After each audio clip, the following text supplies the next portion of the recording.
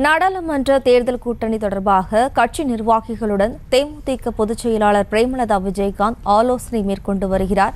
கூடுதல் விவரங்களோடு நமது செய்தியாளர் ராஜேஷ் இணைகிறார். வணக்கம் ராஜேஷ், விவரம். வணக்கம். தேமுதிக நிர்வாகிகளுடன் அக்கட்சியின் பொதுச் செயலாளர் பிரேமலதா விஜயகாந்த் கட்சியினுடைய தலைமை அலுவலகத்தில் ஆலோசனை கூட்டம் நடத்தி வருகின்றார்.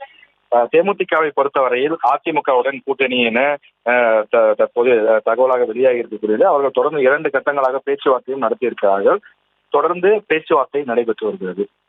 தேமுதிக சார்பில் அதிமுக கூட்டணியில் 4 தொகுதிகள் எதிர்பார்ப்பதாக தகவல்கள் வெளியாகி இருக்கக்கூடிய நிலையில் குறிப்பாக விருதுநகர், கள்ளக்குறிச்சி, திருச்சி போன்ற தொகுதிகளை எதிர்பார்ப்பதாக தகவல் வெளியாகி இருக்கிறது. அதே நேரத்தில் தேமுதிகவை பொறுத்தவரையில் ராஜ்யசபா சீட்டு கட்டாயம் வேண்டும் என எதிர்பார்ப்பதாகவும், ஆனால் அதிமுக தரப்பில் ராஜ்யசபா சீட்டு ஒதுக்க அவர்கள் தயக்கம் காட்டுவதாகவும் தெரிகிறது.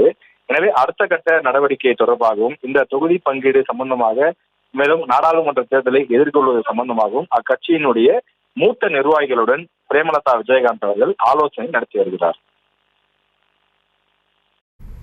விவரங்களுக்கு நன்றி ராஜேஷ். செய்திகளை உடனுக்குடனும் துல்லியமாகவும் தெரிந்து கொள்ள சப்ஸ்கிரைப் பண்ணுங்க.